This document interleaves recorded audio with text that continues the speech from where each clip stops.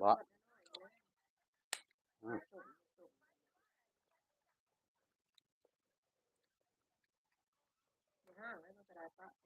ไผได้เงินเด้เนาะว่าม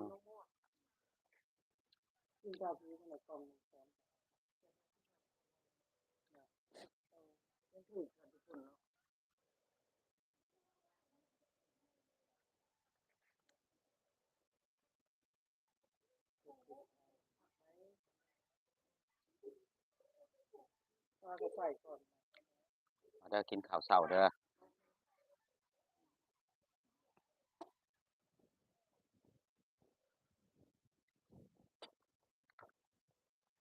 เจ้าพี่อยากเนาะอืมอืมกินกาแฟแล้วกินอีกอ้าวยังบ่ได้ผ่านครับน้ำหนักขึ้นแล้ว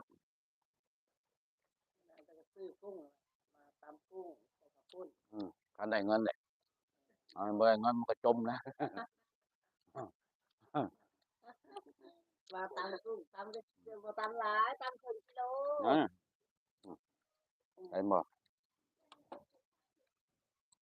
คนบ้านเฮากินแบบนี้ได้พี่น้องเอ้ย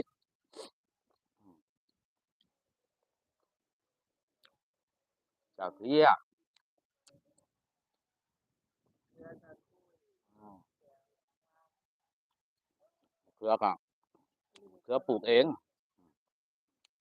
อย่ามันแข็งตัวนี้อืม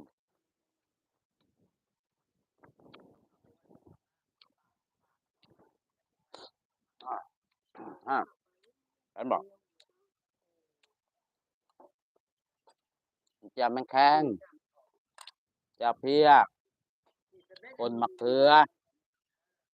แกงหน่อไม้ปลาแห้งก็ไม่ได้กินโตดอกก็มันยังเต็มอันนี้เจียวแม่งแข็งขึ้นหมด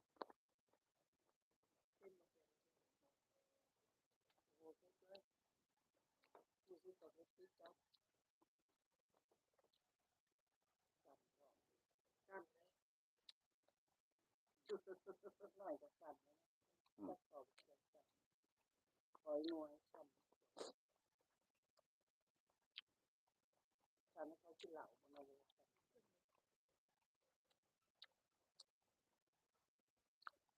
มีแค่นี้เจ้าก็เข้าเบิ่งบ่คิดไปเข้าเบิ่งก็เบิ่งก็เข้าเบิ่ง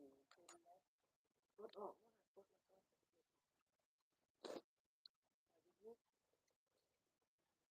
มันเต็มเลยเด้ของข่อยลบออกเลยลบมานะฝากข่อยต้องจับอันเจ้าบ่ลบจักเทื่อเจ้ามีเราเข้าเบิ่ง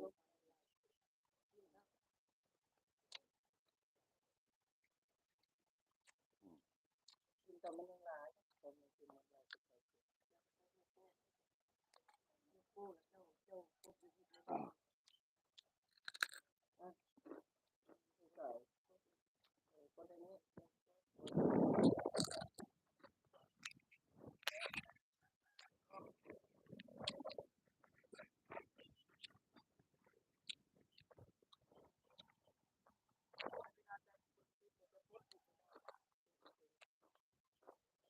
เจ้าแม่งแข็งพร้อมตัวมักเจ้าแม่งแข็ง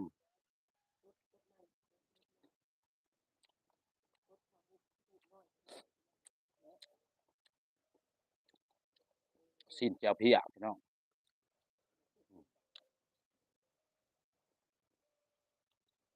มะเขือ